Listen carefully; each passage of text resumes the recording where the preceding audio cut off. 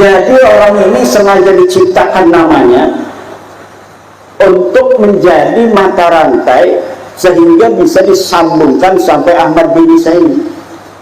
Jadi Ahmad bin Isa yang ada di 345 Hijriah, yang kesejarahannya itu telah terverifikasi oleh kitab-kitab nasab dan kitab sejarah, mempunyai anaknya itu ditulis semua anak-anaknya. Nggak ada yang namanya Ubaid leluhurnya Rizik Syihab itu.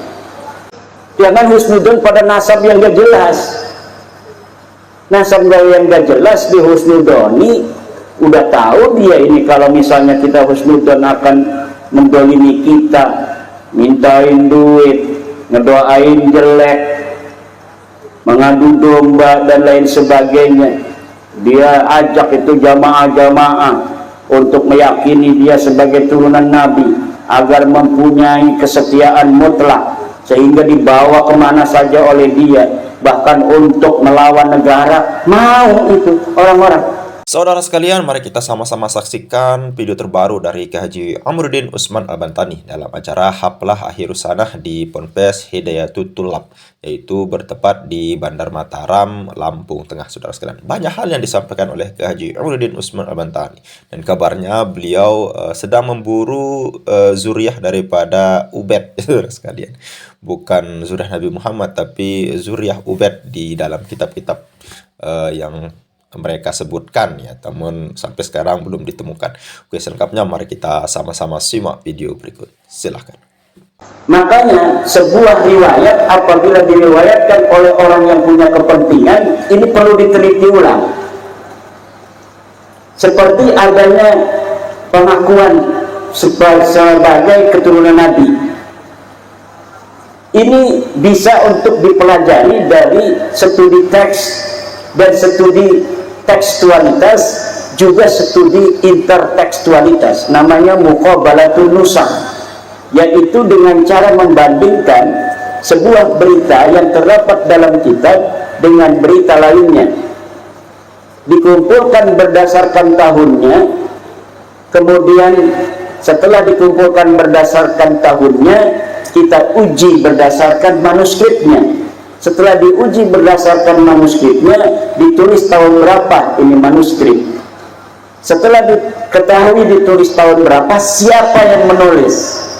Nah, siapa yang menulis ini? Apakah penulis ini mempunyai kepentingan ataukah tidak? Kalau misalnya seorang yang mengaku sebagai keturunan raja daripada Palembang itu siapa? Sriwijaya pada tahun 1400 Masehi, misalnya dia keturunan daripada Raja Sriwijaya. Kalau yang menulis ini adalah orang yang mengaku itu perlu sebuah penelitian yang diawali oleh ketidakpercayaan terlebih dahulu. Setelah kita tidak percaya dengan berita itu, maka kita mencari dalil akan klaimnya itu. Jadi kita tidak percaya selama klaimnya itu tidak punya bukti. Ketika klaimnya itu terbukti, baru kita percayai. Begitu pula yang saya lakukan untuk meneliti nasab Ba'alawi. Nasab Ba'alawi, para habib-habib yang aku keturunan Nabi itu, saya teliti berdasarkan metodologi ilmu sejarah, metodologi ilmu nasab, dengan pendekatan studi teks, studi tekstualitas, dan studi intertekstualitas. Saya urutkan terlebih dahulu nama-nama orang yang mengaku, dalam hal ini Bahar bin Smith. Saya urutkan nama-namanya, kemudian saya bandingkan dengan Rizik Syihab, saya urutkan namanya sampai Nabi Muhammad, dari mana dia mengaku, kemudian saya potong-potong berdasarkan tahun-tahun. Kemudian saya ambil kitab-kitab yang berada di tahun itu yang telah dicatat oleh para ulama-ulama nasab. Dari mulai Nabi Muhammad saya teliti apa betul dia punya anak namanya Fatimah, terverifikasi. Kemudian Siti Fatimah mempunyai anak katanya Husain, terverifikasi. Husain mempunyai anak bernama Ali Zainal Abidin, terverifikasi, ada kitabnya. Kitabnya kitab masa lalu berdasarkan hadis-hadis yang sahih juga ada. Kemudian Ali Zainal Abidin mempunyai anak Muhammad Al-Baghir, terverifikasi.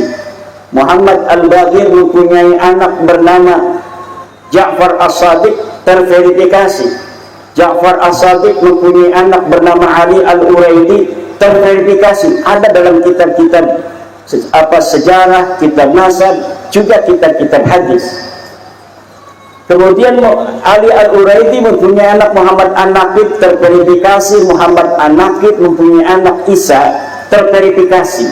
Isa mempunyai anak bernama Ahmad, terverifikasi.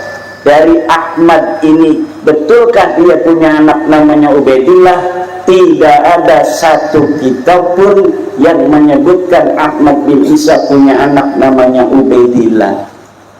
Baik dalam kitab nasab, baik dalam kitab sejarah, kitab hadis, dan kitab apapun, tidak pernah ada seorang Ahmad bin Isa yang wafat 345 Hijriah punya anak namanya Mang Ubaid.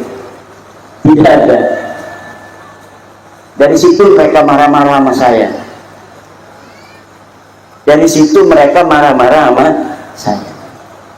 Lalu kapankah mereka mengaku keturunan Nabi? Katanya dari jalur Ahmad bin Isa ini tahun 895 Hijriah. Setelah 550 tahun dari kematian wafatnya Ahmad bin Isa. Wafatnya Ahmad bin Isa 345 Hijriah. Kosong, seluruh, tidak ada pengakuan apa-apa dari mereka, keluarga mereka. Ada itu pada tahun 895 Hijriah. Siapa yang pertama kali mengaku? Ali As-Sakran, leluhurnya Rizik Syihab. Dia membuat kitab namanya Al-Burqatul Musyiqah. Disitulah dia pertama kali mengaku sebagai keturunan baginda Nabi besar Muhammad sallallahu alaihi wasallam. Lalu dia mengurutkan nama-nama sampai Ahmad bin Isa, yang nama-nama ini 90% fiktif, tidak ada orangnya. Hanya sampai buyutnya saja yang ada orangnya.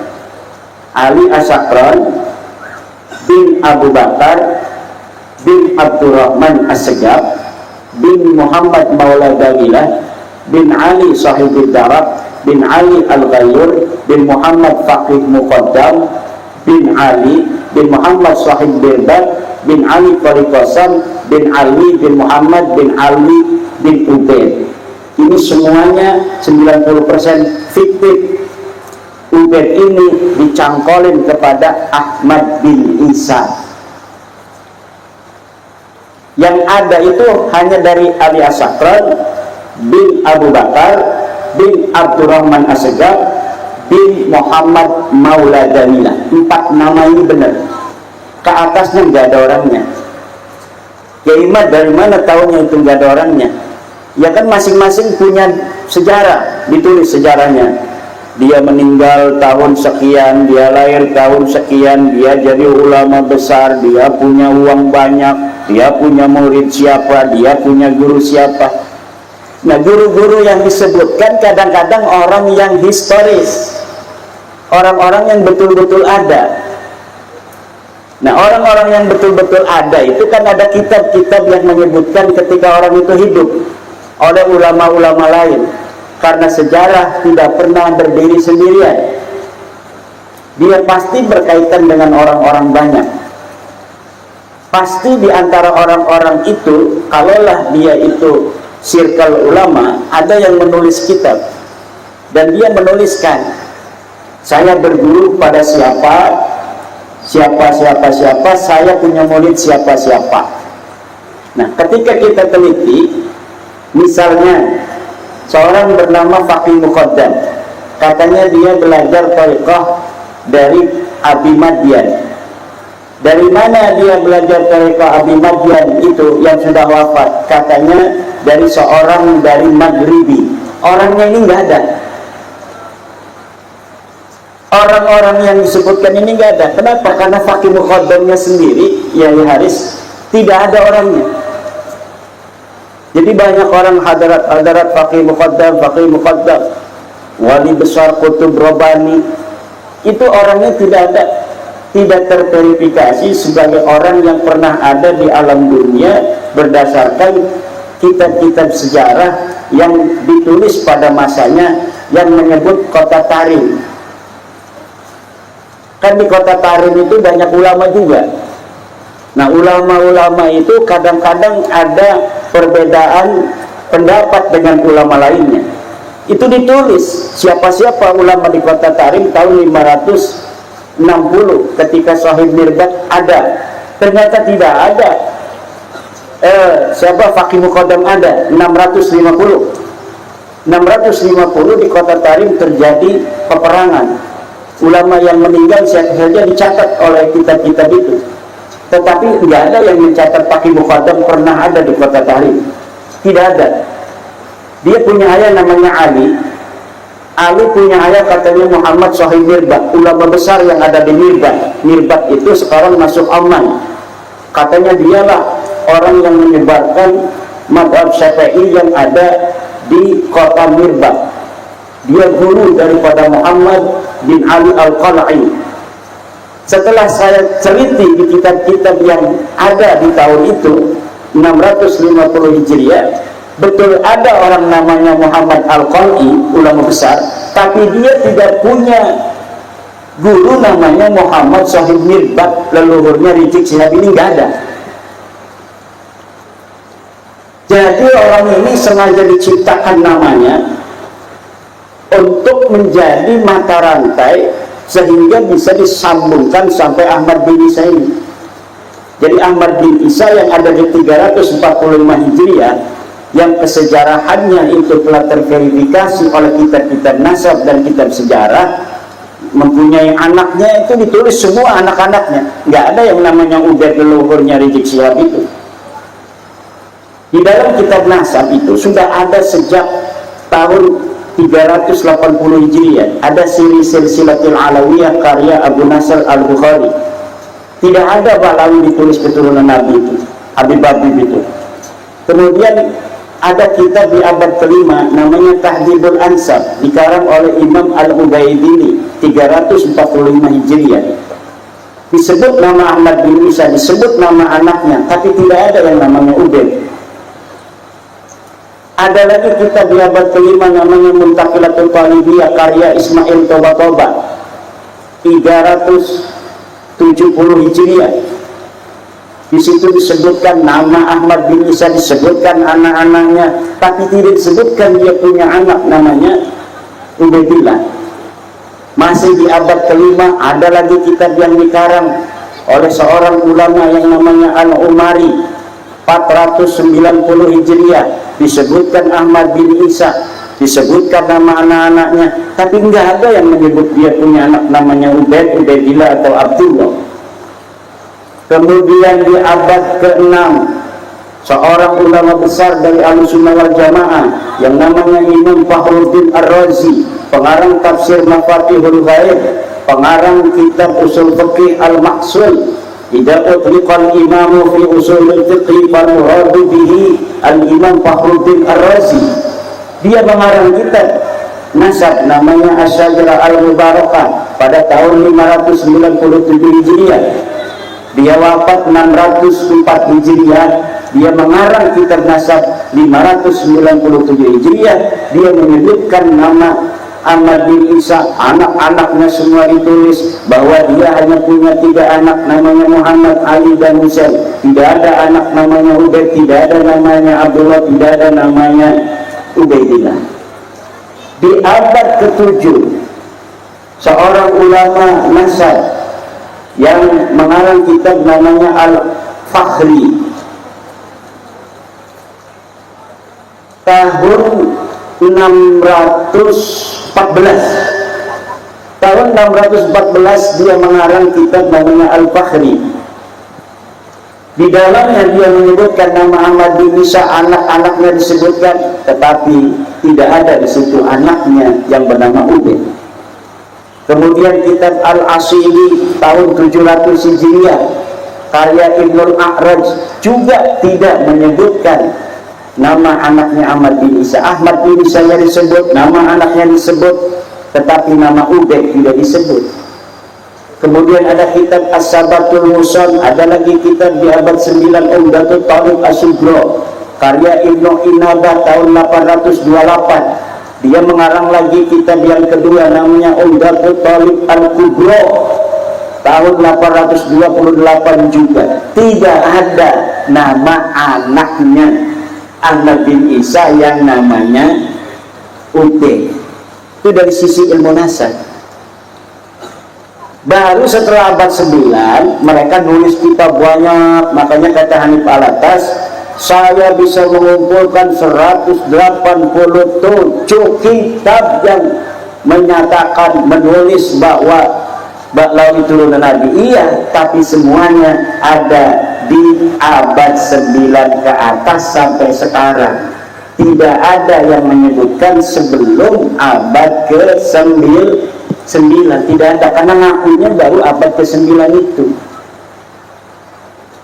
Kemudian dari sisi ilmu sejarah, ilmu sejarah itu telah ditulis oleh Ibnu Ishaq abad kedua Hijriah, Ibnu Hisham, oleh Nasabu Quraisy, Tarikh Baghdad, Al-Kamil Fit Tarikh, Al-Hamadani. Kemudian di Yaman sendiri ada Tabaqat Fuqaha'il Yaman abad kelima. Kemudian ada Tarikh Al-Yafi'i, ada lagi kitab Tabaqat Sulaha'il Yaman, ada kitab Mir'atul Jinan, ada kitab As-Suluk fi Tabaqatul Ulama wal Muluk, ada Al-Makrizi. Semuanya tidak menyebut nama-nama leluhur Ba'lawi itu, yang menjadikan orang-orang yang disebut itu semuanya ahistoris. Apa artinya ahistoris? Sosoknya saja tidak ada. Makanya ribut itu di YouTube, di TikTok, Fakih Muqaddam kafir katanya karena mengaku mi'raj ke langit. Di dalam kitabnya Ba'lawi itu di abad ke-10 Hijriah ada menyebut Fakih Muqaddam waliullah, dia mi'raj ke langit 70 kali. Sedangkan di dalam kitabnya Mbah Hasyim Asy'ari, Risalah Ahlussunnah wal Jamaah, disebutkan orang yang ngaku mi'raj itu kafir. Maka kata-kata ulama-ulama di YouTube itu Fakih Muqaddam kafir. Saya ditanya oleh Gus Haji Jazuli, Kiai Fakih Muqaddam kafir itu setuju nggak dengan ulama-ulama itu? Tidak. Kenapa Kiai setuju? Karena saya melihat yang namanya orang mukmin, orang muslim, orang kafir itu harus ada orangnya. Nah, emang kenapa? Ya Fakih Muqaddam ini orangnya saja tidak ada. Gimana tidak adanya? Kiai orang ada biografi, ada buku yang khusus menulis Al-Imam Fakih Muqaddam ini banyak sekali. Siapa para dokter-dokter di Yaman yang berani berhadapan dengan saya untuk membuktikan kesahihan sosok Fakih Muqaddam pernah ada di dunia? Nggak ada yang berani. Nggak bakal ada yang berani. Kenapa? Karena buku biografi Fakih Muqaddam itu ditulisnya baru 50 tahun yang lalu. Bahkan salah satunya yang nulis orang Indonesia. Jadi kesejarahannya ditulis dari ruang hampa, diambil tanpa referensi, tanpa bukti primer, tanpa bukti sekunder, tanpa data eksternal, tanpa data internal yang sezaman yang ada pada masanya, tidak ada. Berbeda dengan kesejarahan daripada seorang Sayyidi Syekh Abdul Qadir Al-Jailani. Seorang Sayyidi Syekh Abdul Qadir Al-Jailani yang ada di abad ke-5, ke-6, itu orang yang ada di abad ke-6 mengarang kitab namanya Ibnul Jauzi. Dia menyebutkan di Baghdad ada ulama besar namanya Syekh Abdul Qadir Al-Jailani. Itu membuktikan sosok ini betul-betul historis. Mengenai nasabnya, ulama-ulama nasab itu mencatat nama Sayyidi Syekh Abdul Qadir Al-Jailani sebagai keturunan baginda Nabi Muhammad SAW. Itu sejak kematian wafatnya Syekh Abdul Qadir Al-Jailani. Kenapa waktu hidupnya tidak? Karena waktu hidupnya Syekh Abdul Qadir Jailani tidak pernah mengaku di hadapan orang sebagai keturunan Nabi. Baru diketahui dari keluarganya ketika mau dicatat sejarahnya, keluarganya mengatakan bahwa ini silsilah ayahku Syekh Abdul Qadir Al-Jailani sampai kepada Sayyidina Hasan. Itu. Jadi itu sudah terverifikasi. Tetapi kalau Ba'lawi ini sama sekali Bapak. Kalau hadarat ila hadrati faqih muqaddam itu kemana larinya nggak tahu saya. Kalau kitanya jelas dapat pahala, tapi mentoknya kemana ini nggak tahu. Karena orang baca Fatihah pasti dapat pahala. Maka udah kita baca Fatihah kepada yang jelas-jelas ada orangnya. Siapa? Ya para sahabat Nabi, para ulama-ulama, kiai-kiai kita, guru-guru kita di kampung yang mengajarkan agama, mengajarkan praktek sholat, praktek wudhu, yang mengajarkan kesantunan, yang mengajarkan kecintaan terhadap agama, kecintaan terhadap negara, yang tidak memprovokasi antara bangsa yang satu dengan bangsa yang lain, antara bangsa dan negara. Tidak ada ulama-ulama NU menyuruh jamaah pengajian yang mulia, besok kita demo turunkan BBM. Enggak ada dari zaman dulu. Belum pernah ada ulama NU menyuruh demo kepada masyarakatnya, kepada negara. Kenapa? Karena ulama berhusnudzon, masing-masing punya tugasnya. Tugas kita mengajarkan umat untuk membawa ke dalam keridhaan Allah. Tugasnya para pemimpin kita di negara adalah untuk membawa kemaslahatan pada masalah-masalah duniawi. Dan para ulama yakin tujuan dari para pemimpin itu semuanya kebaikan untuk bangsa dan negara. Ini yang diajarkan ulama kita. Kalau mengenai oknum-oknum, semuanya ada oknum. Kita ini sudah stadium 4 korupsi. Buktinya kita aman-aman saja. Kalau kelaparan di mana-mana terjadi, pembangunan sama sekali tidak ada. Kemudian bapak lurahnya pakainya Rubicon, bapak camatnya pakainya Hayes, misal. Istrinya pakainya Alphard, sementara tidak ada sama sekali pembangunan. Baru itu ketimpangan yang nyata. Sekarang ini enggak. Kita sampai ke sini di pelosok ini di aspal, walaupun gejlok-gejlok. Saya tidur di tol, tiduran, nggak tidur beneran. Ketahuan ini udah dekat kalau udah gejlok-gejlok. Karena biasanya kalau di kampung kan terbatas anggaran kita itu. Mudah-mudahan aja nanti kita bisa dengan segala upaya-upaya pemimpin kita. Ini sebenarnya Bapak, orang pemimpin kita ini program itu semuanya benar, semuanya baik. Ada ketidaksinkronan di tengah, kadang di pinggir, itu aja. Dan ini berusaha berbagai macam metode. Sekarang tadi saya lihat di YouTube itu Bapak Presiden kita mengadakan program Danantara Indonesia, bikin super holding untuk BUMN agar uang tidak banyak melebur yang tidak-tidak, tetapi betul-betul untuk simpanan investasi, bukan hanya untuk hari ini, bisa sampai 100 tahun lagi, bisa 200 tahun lagi, bisa 500 tahun lagi untuk anak cucu kita. Jadi kayak rumah tangga kita juga punya tabungan. Kan kita di rumah juga kan nabung. Kalau orang punya warung itu kemudian dia dapat 100.000 dibelanjain semua. Besok dapat 200.000 belanjain semua. Walaupun barang semakin banyak, kalau tidak ada ketahanan ekonomi berupa celengan tabungan, ini tidak akan beres kehidupan Bapak dan Ibu. Jadi tiap hari harus jelas berapa persen yang harus dimasukkan sebagai tabungan. Kalau kita dapat 100.000, misalnya 20% lah kalau kita banyak tanggungan yang kita celengin. Berarti 20.000 ini harus matang lihat, nggak boleh diomongin. Kalau dapat 200.000 berarti 40.000 kita harus masuk celengan per hari.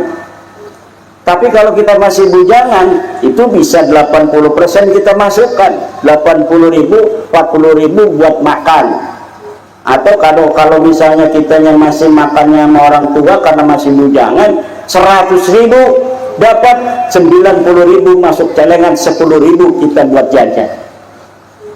Semakin cepat kaya raya itu. Nanti kalau sudah aman investasi, baru kita kaya orang. Makan apa saja, jajan apa saja. Tapi sebelum aman ekonomi kita, maka kita lebih baik untuk banyak menabung. Kalau sudah punya aset, kita bisa beli tanah. Udah aman itu berarti kalau udah beli tanah tuh. Atau beli kebun kelapa sawit dapat 2 hektar mah. Ya kan? Nah itu berarti sudah aman. Tapi kalau semuanya berbentuk barang, walaupun punya toko gede, tidak ada tiap hari kita untuk tabung, maka ini ketahanan ekonomi kita berarti belum kuat. Nah, Pak Prabowo hari ini sedang mencari cara bagaimana agar kekayaan kita hari ini itu dapat dinikmati oleh anak-anak kita di masa yang akan datang. BUMN yang selama ini banyak kebocoran oleh orang-orang partai, karena BUMN kadang-kadang yang jadi direktur dia direkomendasi oleh partai, akhirnya partai ada acara mintain duit dan lain sebagainya. Sekarang ini Bapak Prabowo ingin bahwa kebocoran ini sangat sedikit sekali, diminimalisir, ada efisiensi dan lain sebagainya. Sebenarnya ini untuk anak cucu kita ke depan, dan kita harus husnudon. Nah ini bab husnudon ini Pak Kiai Suparman di sini, jangan husnudon pada nasab yang gak jelas. Nasab yang gak jelas di husnudoni, udah tahu dia ini kalau misalnya kita husnudon akan mendolimi kita, mintain duit, ngedoain jelek, mengadu domba dan lain sebagainya. Dia ajak itu jamaah-jamaah untuk meyakini dia sebagai turunan Nabi agar mempunyai kesetiaan mutlak sehingga dibawa kemana saja oleh dia, bahkan untuk melawan negara mau itu orang-orang. Kalau acara NU mau mengadakan di wilayah, acara NU kita nanti harlah kita datang ke alun-alun, itu ketua MWC nyari-nyari dana untuk ngituin ibu-ibu yang kita bawa, kita kasih sama kita nasi, ya kan, masing-masing MWC kadang-kadang dikasih jajan juga, karena dia datang itu kan atas kemauan kita sebagai ketua MWC yang diperintahkan oleh ketua PWNU. Itu manusiawi. Tapi kalau orang yang ngaku turunan Nabi, yang memanfaatkan jiwa dan raga daripada orang-orang yang dimanfaatkan ini, itu nggak ada begitu-begitu. Dia hanya diperas daripada keyakinan itu untuk mencintai keluarga Nabi sebagai perjuangan agama, perjuangan mencintai turunan Nabi. Jiwa raganya dimanfaatkan bahkan untuk hal-hal yang akan membuat dia rugi baik dunia maupun akhirat. Suruh melawan pimpinan sendiri, suruh melawan negara, suruh melawan polisi, suruh melawan lurah, mau aja. Ini demi membela cucu Nabi, padahal cucu palsu. Bukan hanya terverifikasi sebagai cucu palsu dari sisi ilmu nasab, ilmu sejarah, tes DNA pun sudah. Kita punya ahli-ahli dari Badan Riset dan Inovasi Nasional yang sudah meneliti mereka.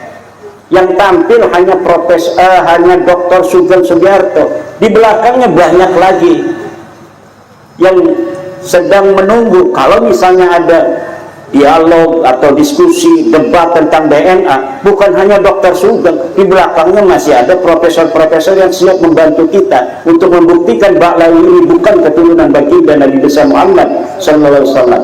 baik ahli DNA dari dalam negeri maupun ahli DNA dari luar negeri, bahkan dari Yaman.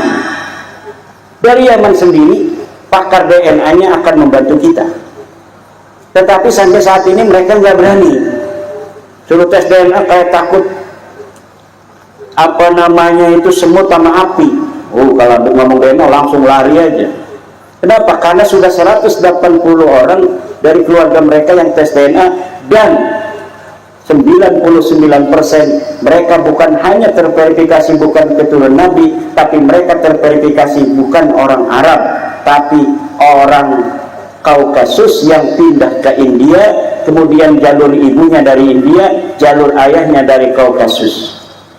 Makanya secara tes DNA YDNA, yaitu cara tes DNA untuk mengetahui jalur laki sampai Nabi Adam, itu mereka terverifikasi sebagai orang Kaukasus, orang Turki, perbatasan Turki, Iran, Bosnia, di situ Kaukasus, pegunungan Kaukasus. Dulu orang-orang Yahudi Khazar. Yahudi Khazar itu orang-orang Yahudi yang ngaku keturunan Nabi Yakub, tapi mereka sebenarnya bukan keturunan Nabi Yakub. Nah, kemudian dia pindah ke India, kawin dengan orang-orang India. Makanya dari tes DNA mitokondrianya, yaitu jalur ibu atau jalur dua-duanya untuk mengetahui persentase genetik dia ini lebih dominan dari daerah mana, itu terverifikasi mereka ini 48% dari jalur ibunya adalah India. Dan ini bisa dibuktikan. Coba lihat di internet itu DNA Najwa Shihab, itu 48% dia jalur mitokondrianya, jalur ibunya adalah orang India. Nah, ini permasalahan kita semua, terutama warga Nahdlatul Ulama, karena yang percaya kepada penghormatan terhadap keturunan Nabi itu hanya Nahdlatul Ulama. Orang Muhammadiyah dari dulu udah merdeka, makanya mereka kaya raya, karena duitnya buat nabung, bukan buat kabin. Kalau di Lampung ini sampai ada yang ngasih HS itu sama kabin, ada yang ngasih Alphard. Orang Lampung Mukibin, orang Mukibin diminta apa aja kan di depan orang malu, dia kasihin aja turunan Nabi ini, mudah-mudahan saya berkah. Padahal bukan turunan Nabi, jangankan turunan Nabi, orang Arab aja bukan. Coba lihat wajahnya Raja Salman dengan wajah para kabir Nabi itu, beda, bainal masyriqi wal maghribi. Nah ini, kalau misalnya pengakuan itu tidak berdampak sosial, ya tidak apa-apa. Orang ngaku ini urusan dia itu, tetapi pengakuan ini wajib untuk kita bongkar karena berdampak sosial. Karena pengakuan mereka selama ini dimanfaatkan oleh mereka untuk menindas spiritualitas jiwa masyarakat yang percaya dan takdim kepada keturunan Nabi, sehingga dengan itu mudah untuk dimanfaatkan secara ekonomi dan secara politik, berbahaya untuk ketahanan nasional. Kenapa? Kalau semua orang itu didoktrin harus hitam putih ikut keturunan Nabi, padahal palsu begitu, namanya keturunan Nabi asli kan pasti membawa kebenaran, membawa kepada kebaikan. Kalau yang palsu kan enggak. Kalau dianya lebih dominan darahnya bukan darah Nabi, kemudian orang percaya dia cucu Nabi, ya akhirnya anak-anak kita, saudara kita, masyarakat kita meyakininya ikut Nabi, turunan Nabi, padahal dibawa ke jalan neraka. Coba selama ini siapa yang bikin ribut di negara? Ya kalangan mereka saja. Orang Jawa punya akhlakul karimah yang tinggi, orang Aceh, Sumatera punya akhlakul karimah yang tinggi, orang Batak punya akhlakul karimah walaupun suaranya keras, tetapi nggak pernah ada orang Batak macam-macam itu untuk suku lainnya, untuk bangsa negara adem ayem aja. Orang Madura ngajakin corak melulu, tetapi belum ada dia itu mau mengusak nasib negara dan kebangsaan kita. Jadi bangsa Indonesia ini bangsa besar yang mempunyai peradaban tinggi, akhlak mulia tinggi, keturunan orang-orang besar zaman masa lalunya. Jangan mau kita direndah-rendahkan oleh orang-orang yang hanya mengaku keturunan Nabi tanpa ada buktinya. Ini pentingnya. Makanya kita ini bukan untuk membuka aib sebenarnya, tetapi untuk melindungi masyarakat kita dari pemanfaatan pengakuan itu untuk kepentingan yang tidak baik, yang tidak ada kemanfaatnya untuk masyarakat kita itu yang diajak oleh mereka. Ibu bapak, karena udah jam 12, ini udah 1 jam ini kita bicara, mudah-mudahan ada manfaatnya. Mohon maaf kepada ibu-ibu yang kehujanan itu, walaupun ini gagah perkasa, tendanya ini kuat, tetapi cibratan mah pasti ada ya. Mudah-mudahan kita lebih dapat pahala lebih besar, karena yang banyak pahalanya itu adalah orang yang banyak susahnya, banyak pekerjaannya. Semakin susah kita beribadah, semakin banyak pahalanya. Karena kita ini datang hujan-hujanan, tentu pahalanya lebih besar daripada ketika kita datang tanpa hujan-hujanan. Demikian saya diminta berdoa sebelum saya tutup.